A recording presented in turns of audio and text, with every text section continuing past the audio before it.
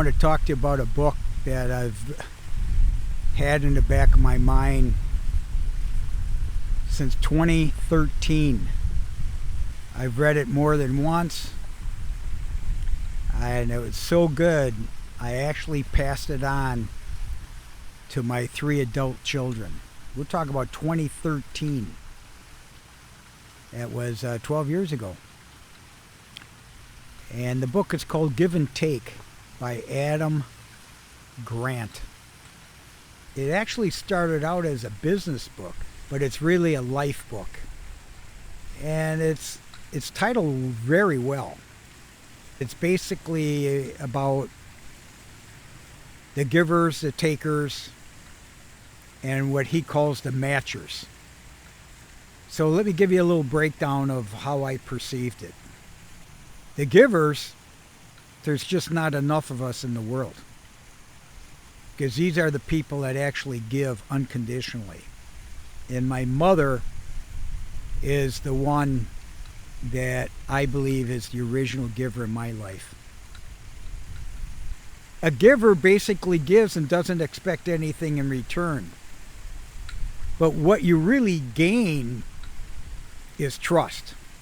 And that's why they considered it a business book in sales, because if you're a giver, ultimately you will be successful because people will trust you. And that's really the world today is about trust and respect and culture. Now, a taker is pretty obvious. A taker are people that just expect everything and not giving anything in return. Just take, take, take. Over the years, I realized that I had to make a decision in my second relationship, my second marriage, is that after 12 years, I realized, you know what? It's never going to change. And my ex-wife was a taker with a capital T. Now, I actually recommended the book to my ex-wife. And of course, she was insulted by it. But I felt like I was bringing up another daughter. I have 2 sons and a daughter. And it was like, my marriage was like taking care of another daughter, because it was so obvious that she was a taker. And that was definitely after marriage, after the wedding ring was on. And I really thought that she was as much of a giver as I was while I was dating her. But of course I was fooled. She never read the book. In fact, she felt insulted by it. And I was adamant about it. But I actually gave it to my children as Christmas gifts. You know, after a while, after, they're married and so on, I realized, what else can you give? I mean, they all got an education. They all got love from me and nurtured. I gave everything I could. In fact, I sacrificed for marriage for 22 years. They were all married by the time I got married the second time. And I fucking busted my ass to make sure that they had a great lifestyle and that they're going to be responsible and accountable adults. That's what Give and Take is all about. That's how good that book is. I have actual examples. So Give and Take. So what are the matchers? The matchers are the people that track everything they give. So in other words, I have family members that, I've learned over the years that, listen, if they pay for dinner, they're expecting you to pay for dinner a second time around.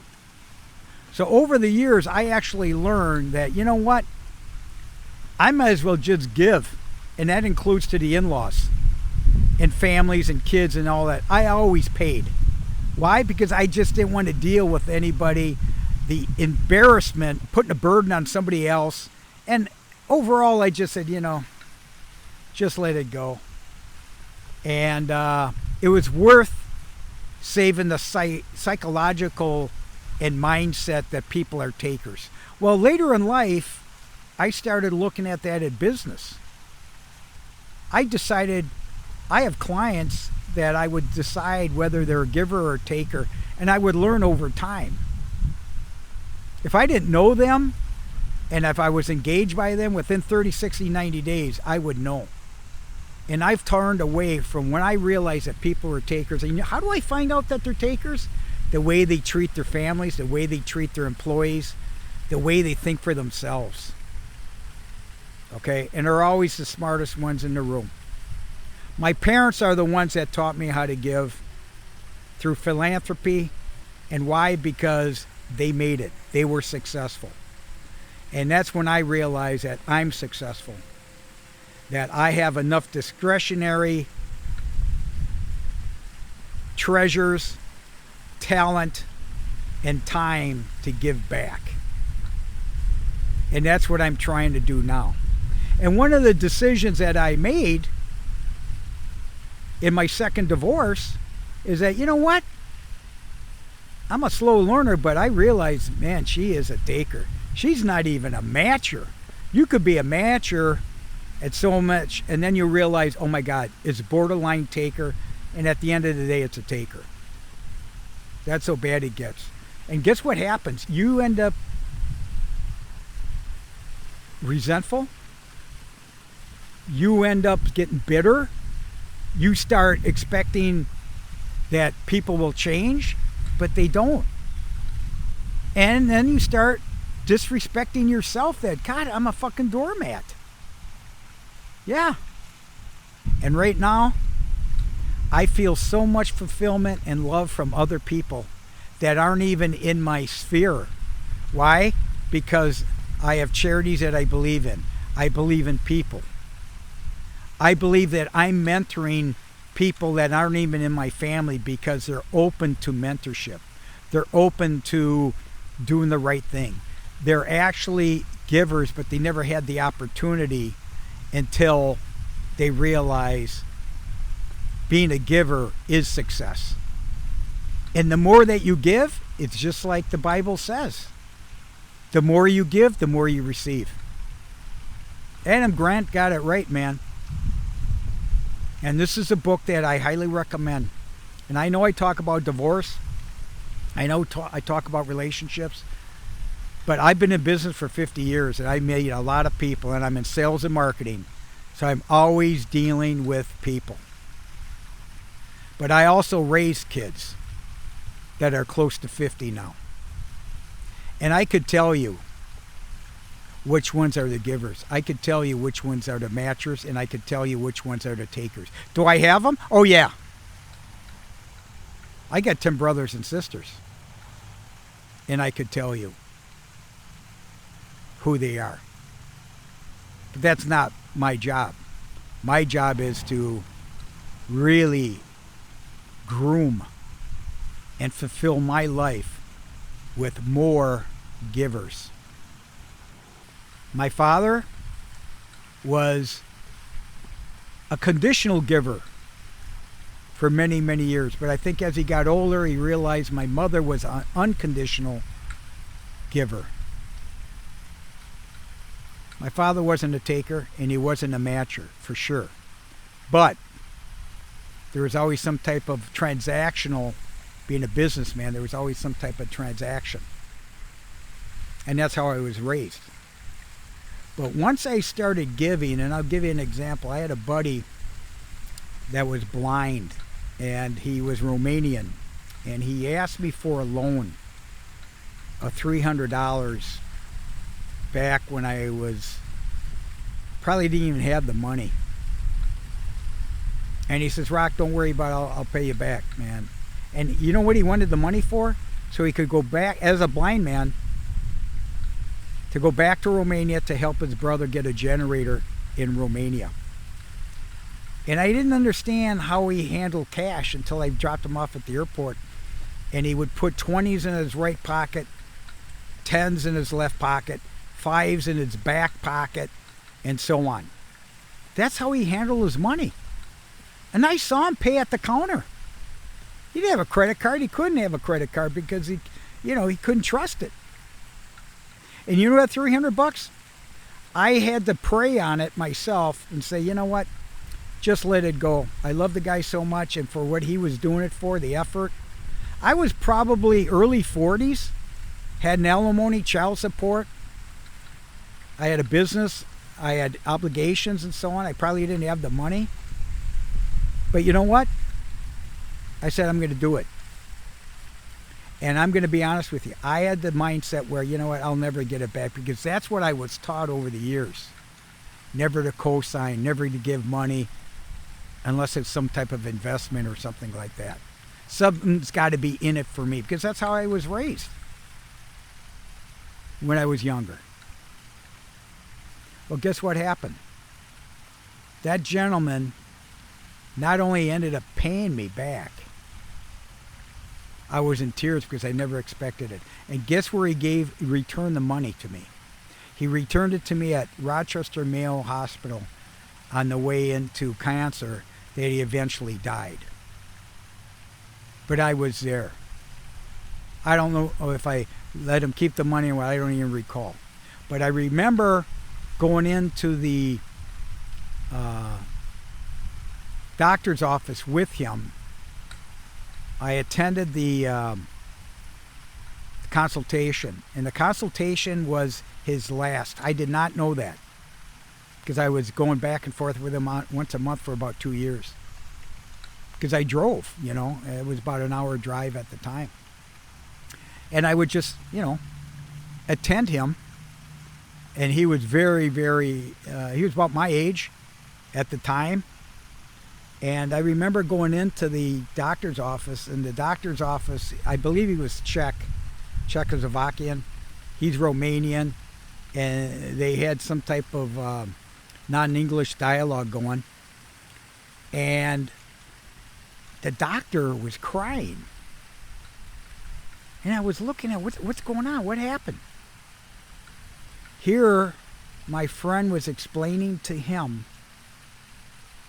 that it's at the end of the road. The testing of the chemicals are going to be discontinued, and they can't help him anymore.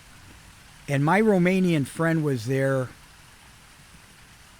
mentioning to him, telling him, thank you for trying to save my life. Thank you for giving it all you got. And they were both crying, but I didn't notice it. Why? Because he had no tears. He was blind, and he didn't wear sunglasses. Just amazing. And when I walked out, I said, because I could feel it then that, he was all choked up. And I says, well, what happened? That's when he explained to me that he was saying goodbye. And I lived in Florida and he was in Minnesota, so I returned when I realized he was in hospice. And I went to see him. And he was listening to auto book on inspiration and motivation. He was an athlete. He was a national soccer player for Romania until he went blind. And the blindness was a different story, how he got that. It was all politically based and violence. And I went to see him die. And he was still a powerful man. I still have his photo on one of my counters because he was so inspirational. Now that's a fucking man. And that was a giver. And here the guy is blind and he's giving to everybody else.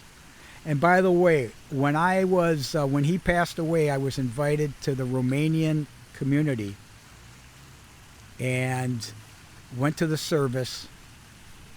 Here he had a paid home, which is a beautiful home, and he knew all about it, every space. It was clean, it was always awesome, and gifted his home to his nieces, 2 nieces of his sisters. So when I went to the service, I was walking out. They gave me a copy of his death certificate. They thanked me in broken English. And they gave me his walking stick. I still have his walking stick. And let me tell you a short story about his walking stick. We used to go take walks around Lake Como in St. Paul, Minnesota. And he was about my age, and we were both single. And I forgot I had to be early 40s. And as we were walking, women would pass us on this lake. As they would pass us, and hopefully they were single, a single person walking by, he would tell me through his sense, his nose sense, the perfume that woman had. And he had his walking stick. No shit. I'll never forget that. I was jealous that he could tell. That's how classy this guy was. He was a stud, man. He taught me courage. He wouldn't stop at anything. And this guy was in fucking great shape. He was a sports therapist for the Swiss national soccer team. Unbelievable, man. So let's talk about givers and takers. You know who they are. And start thinking about this. Of your kids, who are the givers? Who are the takers? Who are the matchers? Of your brothers and sisters, of your family, of your parents. I've heard many times dads weren't around or whatever it was. I don't know too many people that their dads weren't around, to be honest with you. Deadbeat dads, I don't believe that shit. I've seen deadbeat moms. Yeah. And takers too. So I know I'm trying to blend this into my divorce strategies, but I will tell you this. I got married twice, and at the end of the day, both of them were takers, including their families. Not to bash them, just to say that's what I discovered over the years. So that means it could be generational. It could be passed on to my kids. So I tried to let my kids know, don't be a fucking taker. Don't be a fucking matcher. Be a giver. Now you got time. Now people that listen to my YouTube station, I know for a fact we're all fucking pissed about the past. Put it in perspective. Now we're going forward. I'm divorced. I have no obligations to an ex-mother or wife. Nothing. I'm making my own journey. And I know I've been a giver for many years because I lived it. But now I want to pass it on. And I'm still fulfilled by young people that are trying to give it the best shot they can. And I see it in my nephews and nieces. I know which ones are the givers and the takers. I know. And I'm very quiet. I'm very quiet on that. So this is my message today, is don't be a taker. That's not considered success. Being a giver, even if you can't afford it, even if it hurts, it'll pay off, man. All right? So we'll talk soon, man. God bless you, and once again, stay the course. Be a giver.